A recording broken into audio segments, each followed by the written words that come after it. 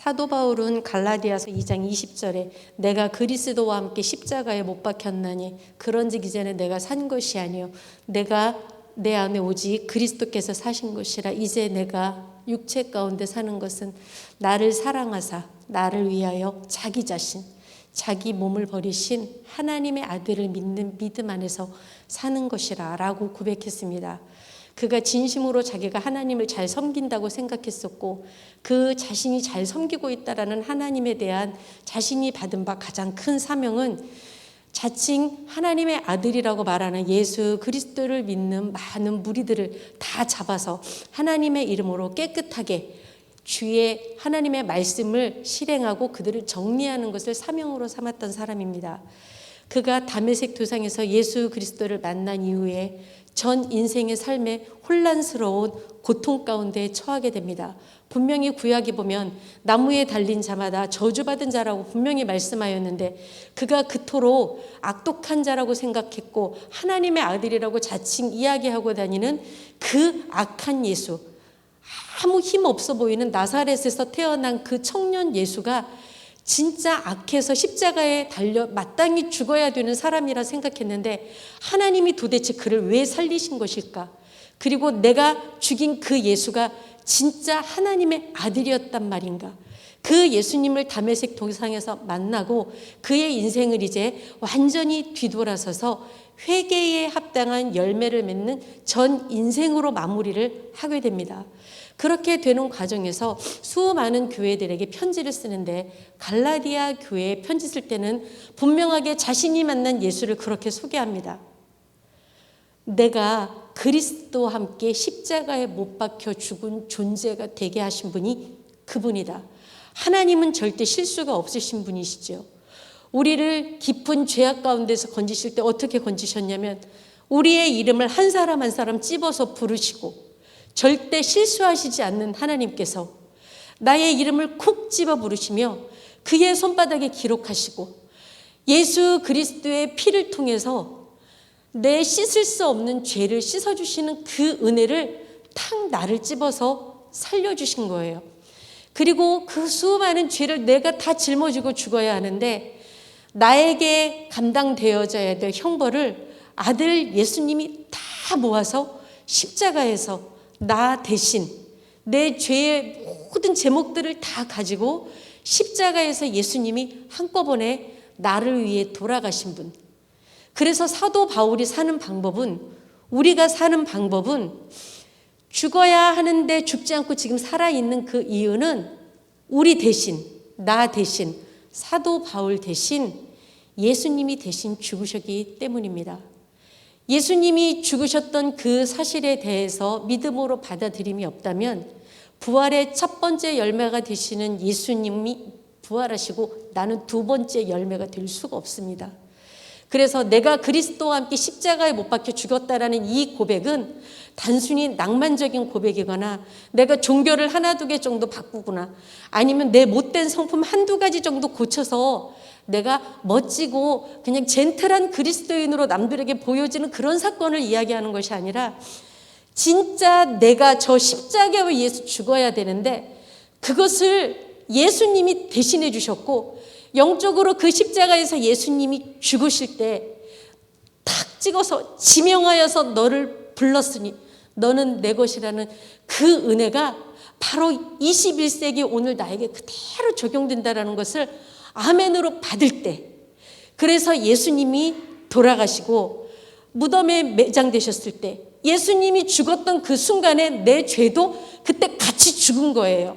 그리고 예수님이 부활하시면서 이제 내게 새 생명을 주셨고 다시 살 수 있는 사람으로 나에게 새로운 신분의 옷을 입혀주신 사실 그것이 바로 내가 그리스도와 함께 십자가에 못 박혔나니 성성미가 십자가에 그리스도와 함께 못 박혔기 때문에 이제 내가 살고 있는 이 4월 2일에 오늘 내가 살고 있는 것은 이제 내가 사는 것이 아니고 오직 내 안에 나를 사랑하사 자기 자신을 버리신 하나님의 아들을 믿는 믿음 때문에 그 믿음으로 사는 것이지 이제 더 이상 나를 나로 주장하는 사람이 아니라는 것. 그 고백이 있을 때 이 다음에 우리의 생명이 다하는 날, 하나님께서 마치 우리의 이름을 똑 집어서 지명하여 부르셔서 구원하셨던 것처럼 나팔 소리와 함께 흙으로 돌아간 우리 육체가 변화된 몸으로 다시 살게 될 것입니다. 이 은혜는 교과서에 기록되어진, 성경에 기록되어진, 종이에 기록되어진, 의문에 기록된 그냥 지나가는 부분이 아닙니다. 이것을 내가 진심으로 마음에 믿을 때 나의 구원이 보장되는 것이며 흔들리지 않는 하나님의 사랑으로 살 수 있게 되는 것입니다. 그리스도와 함께 죽는다는 것이 무엇입니까? 제가 우리 교회에 오기 전에 있었던 교회도 백석교단에 속한 교회인데 그 교회도 예배당 건축을 했습니다. 근데 제가 갔을 때는 이제 예배당이 다 완전히 건축된 다음에 제가 가게 되었어요. 예배당을 건축을 했는데 작은 교회이거든요. 안산에 있는 교회이기 때문에 제가 어느 교회인지 다 알고 이제 예배당을 건축해서 이사를 갔구나라고 알고 있는데 그 교회가 몇백 평 되는 땅을 샀어요. 예배당을 지으려고. 그런데 예배당을 지으려고 땅을 사고 계약금을 냈단 말이죠. 제 정확한 액수가 기억이 안 나는데 10억 3천인가 10억 8천인가 그래요. 10억 원이 되는 돈을 계약금을 냈어요. 알고 봤더니 나중에 우리 교회도 계약금을 냈는데 또 다른 교회도 그 땅을 계약을 한 거예요. 이게 얼마나 난리가 날 일인지 상상이 되시죠? 10억을 지금 날리게 생긴 거예요. 교회 돈이라는 것이, 헌금이라는 것이 공동체의 헌금이고 10원도 영수증이 없으면 쓸 수 없는 돈이 교회 돈인데 10억이라는 돈을 지금 주고 계약을 한 땅이 우리만 계약을 한 게 아니라 A라는 교회도 같이 지금 계약서를, 똑같은 계약서를 두 교회가 같이 가지고 있게 된 거예요. 난리가 났죠. 알고 보니까 이 땅을 팔아먹은 사기꾼은 온데간데 없이 도망가 버리고 두 교회만 덜렁 남게 된 거예요. 그 교회도 10억, 우리 교회도 10억. 정말로 큰일이 벌어졌죠. 결국 두 교회는 변호사를 사고 법적으로 이제 중간에 있는 사람은 사라지고 두 교회가 이제 붙어버렸어요. 뭐 싸울 수도 없고. 그래서 서류를 들고 갔는데 두 장 중에 한 장이 진본이고 한 장이 가짜이잖아요. 그러니 이 두 교회가 어떻게 기도를 하겠어요? 뭐라고 기도를 하시겠어요? 만약에 우리 교회에 그런 일이 생겼다면. 참 있을 수도 없는 일이죠. 그 텔레비전에나 나올 법한 일을 보면서 결국 보았는데 그 서류 중에 하나가 진짜인 게 우리 교회 게 진짜였었어요. 제가 전에 있던 교회 게. 그런데 이 진본 서류를 가지고 있어도 감사조차 할 수 없는 상황인 거예요. 저쪽 교회는 어떻게 되겠어요? 그러니까 이런 기가 막힌 상황이 있는데 좋아할 수도 없고 어찌할 수도 없고 이 안산교회가 가진 이 서류가 진짜입니다라는 이야기를 최종 판결을 받았는데 너무나도 기막힌 상황 가운데에서 그냥 두 교회 목사님은 헤어졌습니다. 저희 교회 목사님은 이제 은퇴를 앞두신 완전 머리가 한 할아버지 목사님이셨어요. 마지막 예배당 건축이 될 수도 있는 상황이었죠. 교인들이 많아서 예배당을 건축을 해야 했었거든요. 근데 이 몇백 평의 땅을 두고 10억을 이제 지키기는 한 거예요. 근데 목사님이 기도를 하시는데 목사님이 그렇게 말씀하셨어요. 정말 존경하는 할아버지 목사님이 내가 평소에 하나님의 음성을 한 번이나 들었나? 항상 설교를 말씀을 통해서 하나님의 말씀을 들었는데 처음으로 너무나도 분명한 하나님의 말씀을 들었대요. 그 땅 줘라. 그 땅 네가 포기해라. 네가 그 땅 포기하면 너희 교회도 살고 그 교회도 산다. 근데 만약에 네가 그 땅 포기하지 않으면 니네 교회도 망하고 저쪽 교회도 망한다. 이런 말도 안 되는 어거지 같은 응답을 하나님께서 주신 거예요.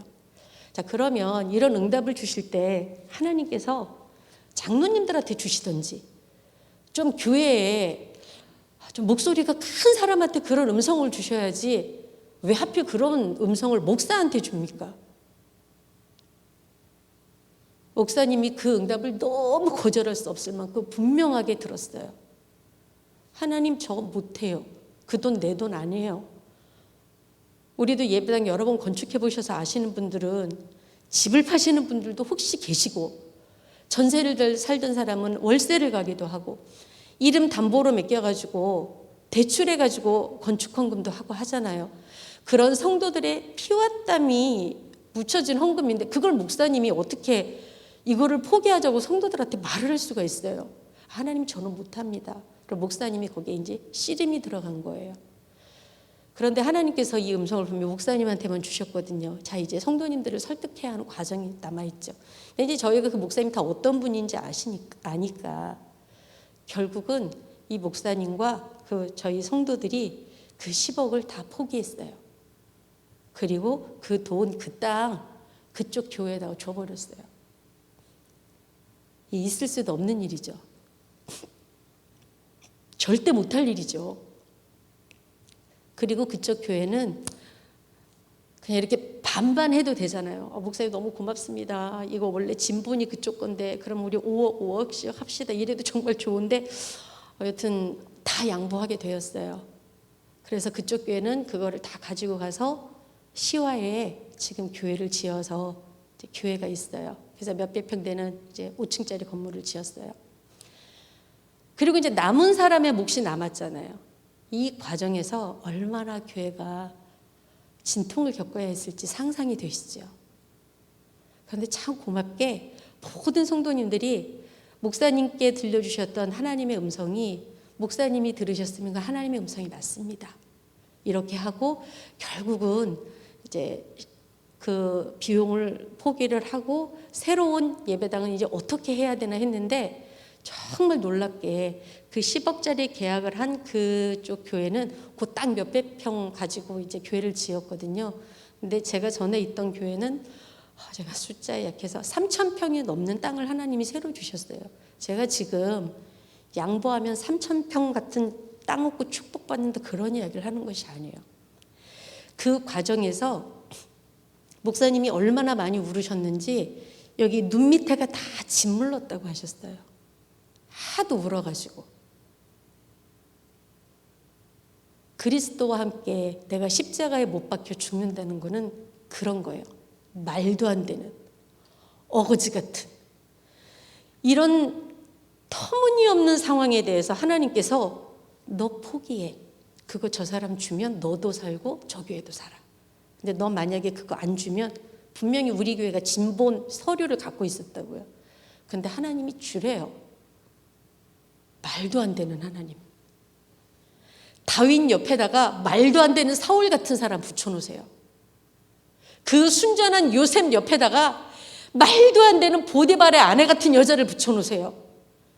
그리고 눈이 다 짓물도록 울게 만드시면서 그 안에서 나를 죽이게 만들고 너무나도 분명하게 거절할 수 없는 사인으로 들려주신 하나님의 음성에 무릎 꿇고 이겨나가도록 싸우도록 만드시는 그 하나님. 그리고 결국은 진짜 그 교회도 살고 우리 교회, 제가 전에 있던 교회도 살았어요. 더 넓은 땅으로 와서 아이들에게 마음껏 선교하고 있어요. 지금도. 그것이 내가 그리스도와 함께 십자가에 못 박혀 죽는 사람의 결과물이에요. 내가 주와 함께 죽지 않았다면 그 돈 절대 포기 못하죠. 우리는 할아버지 목사님이 그 선택을 한 것을 보면서 그리고 그 과정 가운데에서 교회가 하나님이 보살피시고 일으키시는 것을 보면서 역시 하나님은 하나님의 자녀들을 반드시 책임지시고 눈이 짓무를 때까지 그 무릎을 꿇고 울어야 했었던 그 그리스도인의 길을 절대로 헛되게 하시지 않는구나. 그리고 결국은 잿더미 가운데서 일어나게 하시고 전에는 골짜기에서 구슬프게 오는 비둘기 같은 그 눈물을 흘리셔야 했던 그 목사님, 그다음에 교회 모든 중직자들에게 기쁨의 화관을 주시고 기쁨의 띠를 띠게 하시는 것을 눈으로 보았습니다. 그것이 그냥 한편의 성경의 이야기였어요. 아, 저것이 그리스도와 함께 죽는다는 것이구나. 우리에게 수많은 갈등과 고민들이 있을 때 기억해야 합니다. 나는 이미 2000년 전에 예수님이 십자가에 달려 죽으실 때 나도 그때 같이 영적으로 이미 죽었어요. 그래서 이제 내가 사는 것은 내가 계산기 두드리면서 사는 인생이 아니라 하나님이 그러하다 그러면 말도 안 되는 사울 앞에서, 말도 안 되는 보디발의 아내 앞에서 하나님이 그렇게 하라고 하시면 그 말씀을 그냥 아멘으로 받는 거예요. 그리고 울더라도 가시밭길이라도 그럼에도 불구하고 기도하면서 이겨내면서 주님 붙잡고 가는 거, 그것을 우리는 믿음이라고 부르고 십자가의 은혜를 아는 사람이라고 부릅니다. 하나님은 재료가 어떤 것이든 상관없이 항상 최고의 것을 만드세요. 우리가 무엇입니까? 우리 티끌이잖아요. 우리 흙이에요. 아무것도 없는 데서 흙을 가지고 우주 전체에서 가장 뛰어난 사람을 만드셨어요. 재료가 없어서 하나님의 일을 하시지 못하거나 재료가 부족해서 하나님의 역사가 일어나지 않는 것이 아니에요. 재료는 아무 상관없어요. 다윗이 간음죄를 저지르고 살인죄를 저지르고 그것을 덮기 위해서 거짓말을 하고 탐심을 하였습니다. 1계명부터 10계명까지 다 범한 것이죠. 그가 자신의 잘못을 깨닫고 하나님 앞에 진심으로 회개했을 때 하나님께서 죄 지은 다윗이지만 그를 데리고는 아무 일도 못할 것 같지만 하나님은 재료 탓을 하시지 않으시고 다시 그의 인생을 들어서 십자가에 못 박혀서 이제 죽은 자로 하나님께서 다시 깨끗하게 씻어서 아버지께서 다시 메시아의 조상이 되게 하는 그런 은혜를 누리게 하셨습니다. 베드로, 다른 사람들은 다 그러더라도 베드로는 그러면 안 되잖아요. 그런데 우리가 무슨 결심을 할 때 그것이 인간의 의지로 되던가요? 아니에요. 베드로가 예수님 부인하지 않겠다고 했을 때 그거는 허풍이 아니에요. 베드로는 진짜 예수님을 부인하지 않을 수 있을 만큼의 하나님을 사랑하고 예수님을 사랑하는 마음이 있었어요. 그런데 상황이 그렇던가요?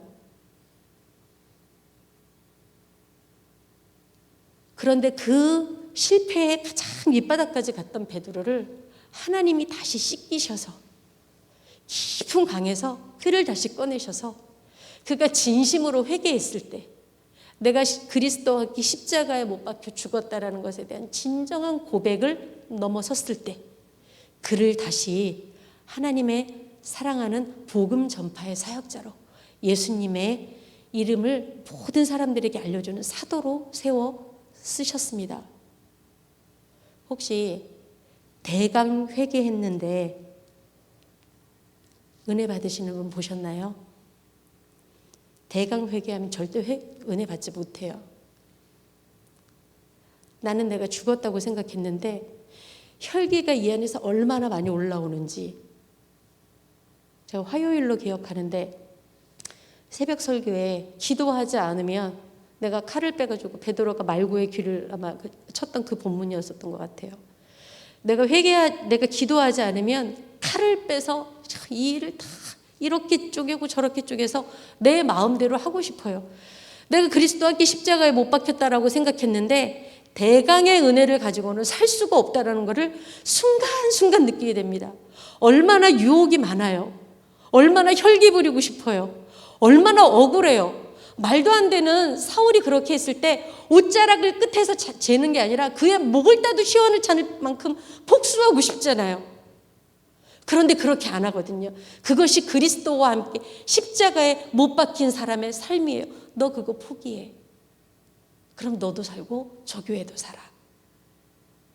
하나님이 10억을 가지고 이마트에 가서 장 보실 것도 아닌데 그 돈이 하나님에게 무슨 필요가 있어요. 그런데 하나님께서 한 인생을 보실 때 결정적인 헌신을 보실 때가 있으세요. 우리를 보세요. 1번부터 100번까지 다 잘해야지 하나님이 은혜 주시던가요? 아니에요. 엉망진창이에요. 그건 누가 아는 게 아니라 내 스스로 너무 잘 알잖아요. 그런데 하나님이 뭘 보시다가 그거 하나 잘하면은 그냥 예쁘다고 복 주실 거리를 찾으시거든요. 내가 너를 너무 사랑한다. 그거 하나 잘했다고. 다윗 같은 경우에는 어거지 같은 사울 앞에서 하나님의 기름 부으심 바 되어진 왕을 손대지 않겠다는 그 굳은 믿음을 가지고 하나님 앞에 사랑받는 종으로 계속해서 성장했습니다. 반대로 사울이 버림받아졌을 때는 하나님이 굉장히 기다려주셨잖아요. 사울을. 그런데 연타로 계속 제사장의 역할을 자기가 앞세우고 좋은 것들은 뒤에 감춰놓고 이런 결정타를 날리는 어떤 사건들이 있어요. 하나님은 우리를 사랑의 눈으로 보시기 때문에 그거 하나 뭐 잘했을 때 그때 보시고 복을 내리신단 말이죠. 네가 그거 포기하면 저쪽 교회도 살고 너도 살아. 그런데 그 음성대로 순종하고 주님 저는 죽었습니다. 제가 이제 이 이후에 먹어야 될 욕을 어떻게 감당하겠습니까? 실제 목사님이 나갈 때 어떤 한 분이 목사님한테 삿대질을 하면서 이게 당신 돈이야! 라고 했었어요. 그 목사님 돈 아니죠.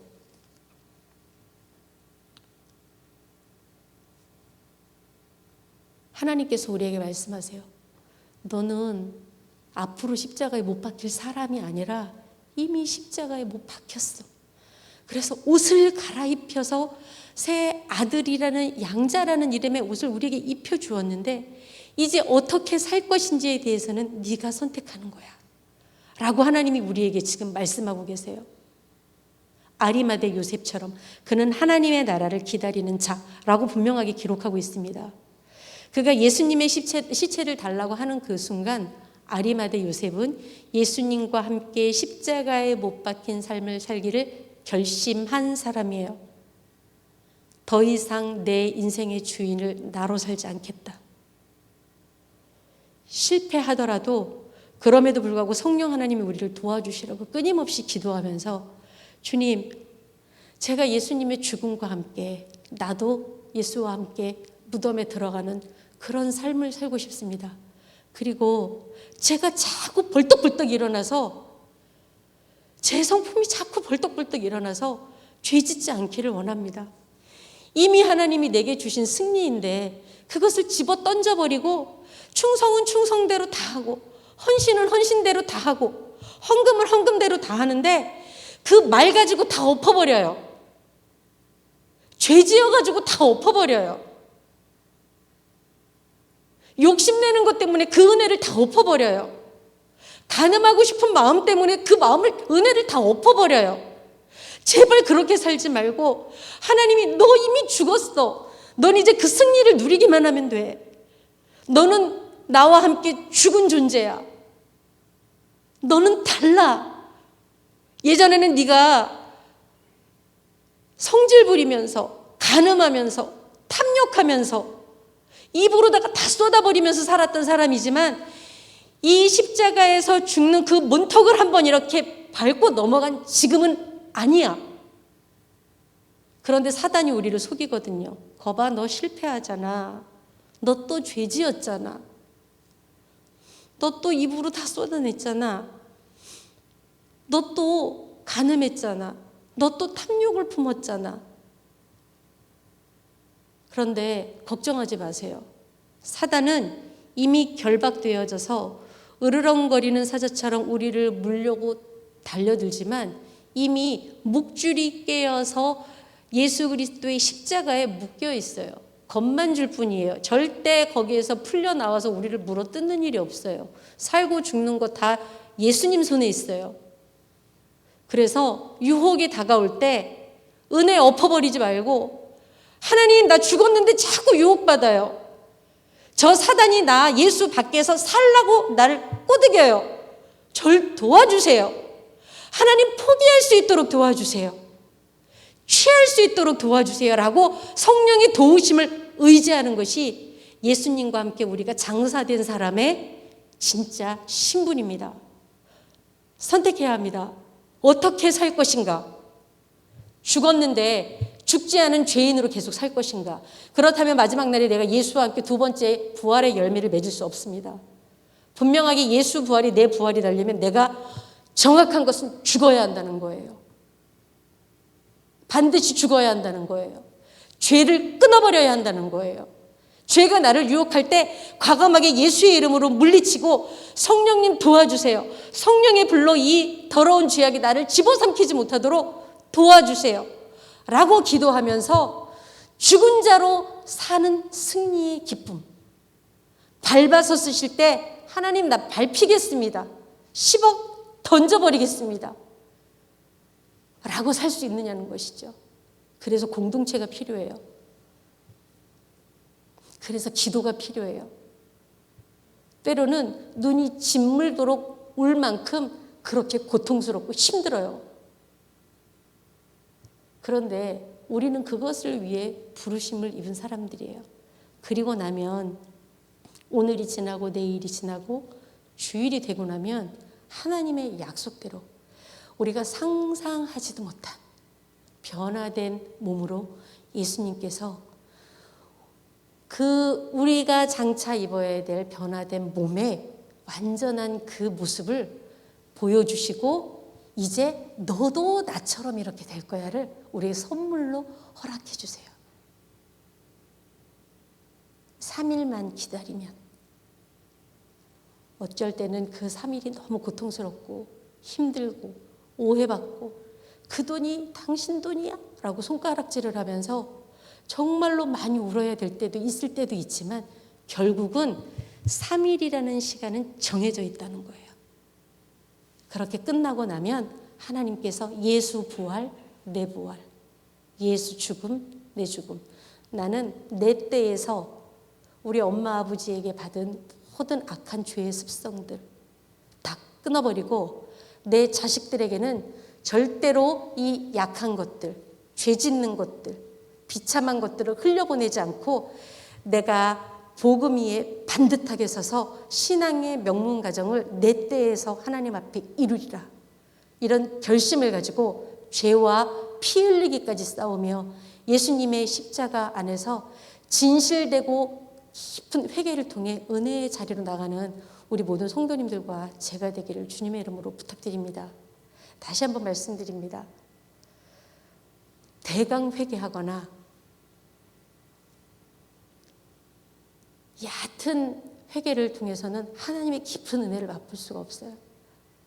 오늘